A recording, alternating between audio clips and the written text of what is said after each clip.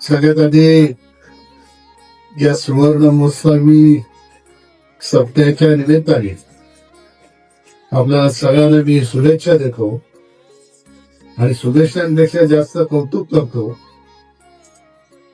की आता जे सप्ते सुरू होतात ते कधी बंद होतात ते माहिती पडत नाही, पण तुम्ही नावच दिलेलं अखंड, ज्याच्यामुळे अखंड 50 वर्ष सुरू आहे, त्यामुळे आपल्या सगळ्यांचं मी कौतुक करतो.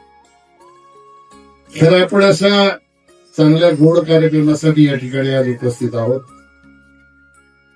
आपल्या हिंदू धर्म संस्कृतीमध्ये दीप प्रज्वलनाला खूप महत्व आहे आणि आपल्या भागवत सप्त्यामध्ये दीपज्योतीच्या कार्यक्रमाला खूप महत्व आहे.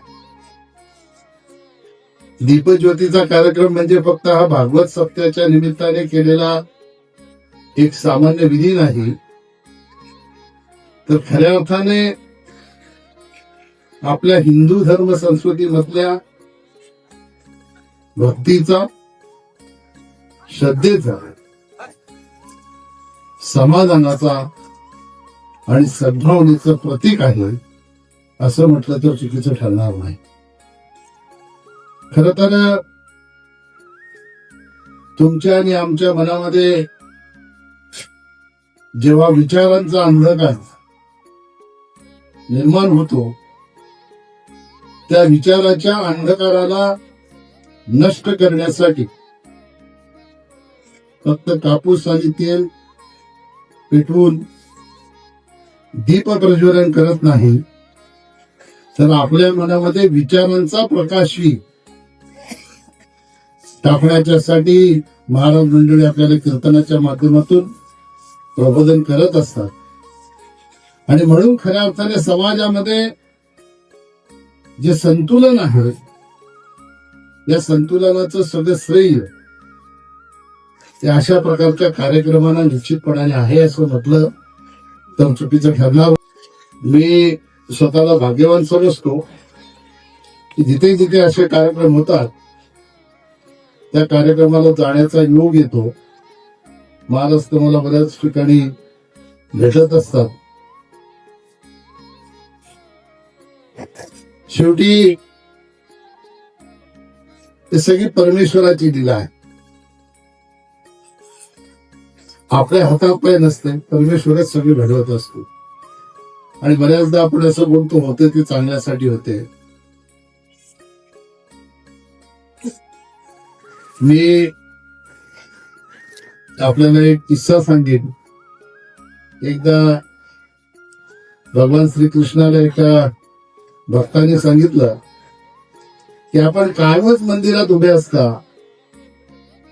आज जरा तुम्ही एक दिवस सुट्टी घ्या, तुमच्या जागेवर तुमच्यासारखा पेहराव करून मी उभा राहतो. भक्ताची इच्छा देवाची पूर्ण करायचीच असते. देव सांगतात ठीक आहे उभा राहा, पण फक्त बघण्याचं आणि ऐकायचं काम करायचं, बोलायचं काय नाही. ही माझी अट आहे, ही मान्य असेल तर उभा राहा. अट मान्य करतो, देव निघून जातात. भक्त दिवसभर देवाच्या जागेवर उभा राहतो. पहिलाच भक्त एक तो व्यापारी देवाचं दर्शन घेतो आणि देवाला प्रार्थना करतो की नवीन व्यापार सुरू करायला चाललोय, त्याच्यामध्ये मला भरपेट द्या, व्यापार चांगला फुलेल याच्यासाठी आशीर्वाद द्या. आणि देवाच्या चरणावर डोकं टेकवतो. हे खाली पडत, त्याचं लक्ष नसतंय, तो निघून जातो. पण या भक्ताला असं वाटतं त्याला सांगितलं पाहिजे, पण देवाने आड घातलेली असते, सांगायचं नाही.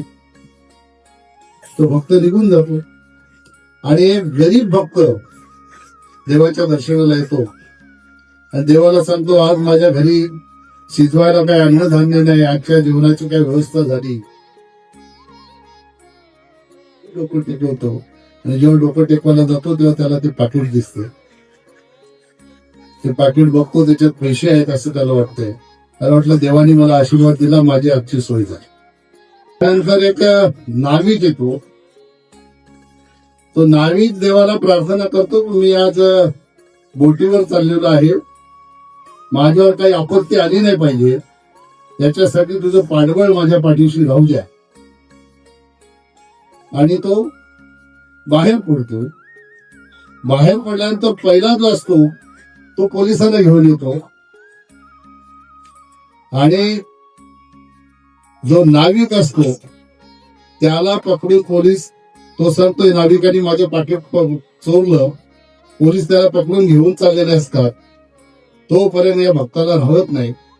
त्याला असं वाटतं की चुकीच्या माणसाला पकडून चालवलंय, पाकिट तर त्या गरीब माणसाने घेऊन गेला, त्या नाविकाला उगीच आता जेलमध्ये जावं लागेल.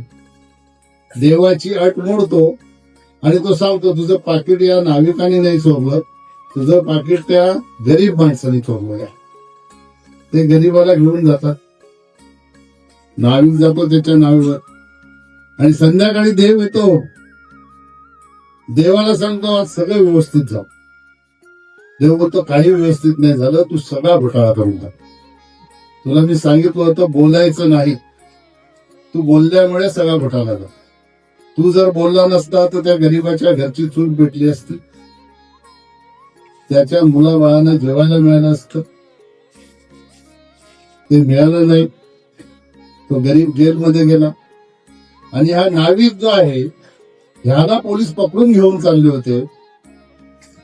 त्याच्या बोटीच्या तिथे समुद्रात आज वादळ येणार होतं आणि त्याची बोट बुडणार होती. तू जर बोलला नसता तर तो जेलमध्ये असता आणि त्याची बायको विधवा होण्यापासून वाचली असती.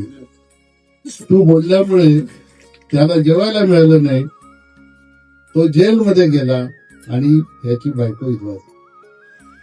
परमेश्वराचं लक्ष आपल्याकडे बरोबर असते.